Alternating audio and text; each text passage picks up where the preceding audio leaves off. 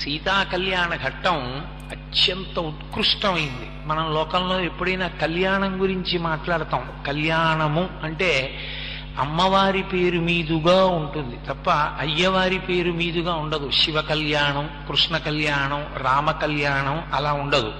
సీతా కళ్యాణం, రుక్మిణీ కళ్యాణం, పార్వతీ కళ్యాణం అని అమ్మవారి వైపు నుంచి పిలుస్తాం. సీతా కళ్యాణ ఘట్టమునందు ఒక విశేషం. అసలు విశ్వామిత్ర మహర్షి వచ్చింది సీతా కళ్యాణం కోసమే. దానికి కావలసినటువంటి అధ్యవసాయాన్నంతటినీ రామచంద్రమూర్తికి ఒక గురువుగా కట్టబెట్టాడు. నరుడిగా ఉన్నాడు కనుక రాముడు.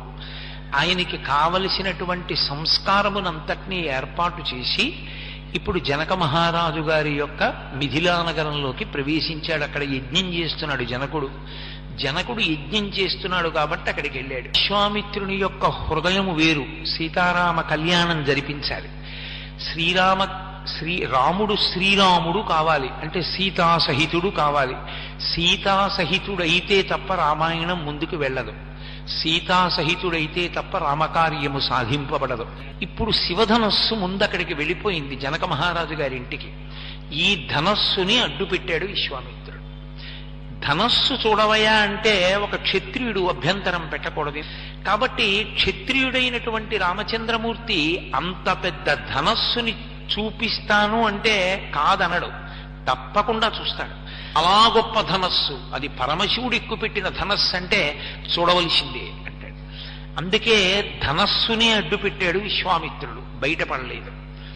ఇద్దరు పిల్లల్ని తీసుకుని వెళ్ళాడు. జనక మహారాజు గారు వచ్చాడు. మహాపూజ్యుడివి నువ్వు వచ్చావు, ఇంతకన్నా సంతోషం ఎక్కడుందన్నాడు. అర్ఘ్యపాద్యాదులు ఇచ్చాడు, పూజించాడు. విశ్వామిత్ర మహర్షిని కూర్చోబెట్టాడు. అకస్మాత్తుగా విశ్వామిత్రుడు అన్నాడు, వీళ్ళిద్దరూ రామలక్ష్మణులు, సుక్షత్రియులు, దశరథ మహారాజు గారి బిడ్డలు.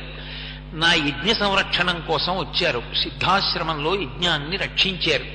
నాతో పాటు మిథిలా నగరానికి యజ్ఞం చూడడానికి, శివధనస్సుని చూడడానికి వచ్చారు. క్షత్రియులు కదూ, వాళ్ళకి ధనస్సు చూడడం ఇష్టం. ఏతద్దర్శయ భద్రం తే కృతకామౌ నృపాత్మజౌ. ఒక్కసారి ఆ ధనస్సుని చూపించు. దర్శనాదస్య ధనుషో యథేష్టం ప్రతియాస్యత. ఎంత చక్కగా మాట్లాడాడో చూడండి. అది విశ్వామిత్రుడు అంటే. ఒక్కసారి శివధనస్సుని చూపించవయా జనక మహారాజా. చూపిస్తే వీళ్ళు పిల్లలు క్షత్రియులు కదూ, ఒకసారి ఆ ధనస్సు చూస్తారు. ధనస్సు చూసి వీళ్ళు ఇంటికి వెళ్ళిపోతారు. ఇంకా అంటే తను వెళ్ళిపోతాడు హిమవత్ పర్వతానికి. కాబట్టి ఇంకా పిల్లల్ని ఇంటికి పంపించేస్తాడు. ఇంకా తనని అనుగమించమని అడగడు.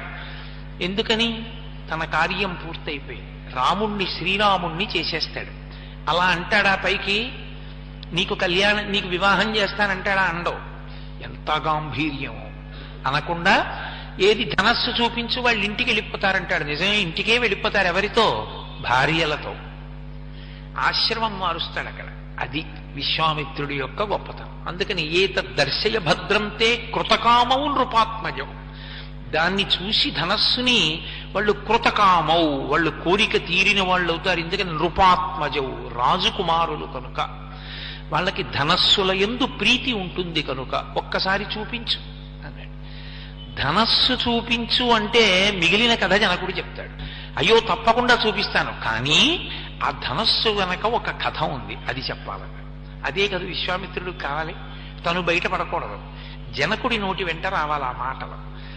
వినడానికి అభ్యంతరం ఏముంటుంది? ధనస్సు చూపిస్తారు, ధనస్సుకో కథ ఉందని చెప్తాడు. వింటున్నాడు రామచంద్రమూర్తి, లక్ష్మణస్వామి వింటున్నారు.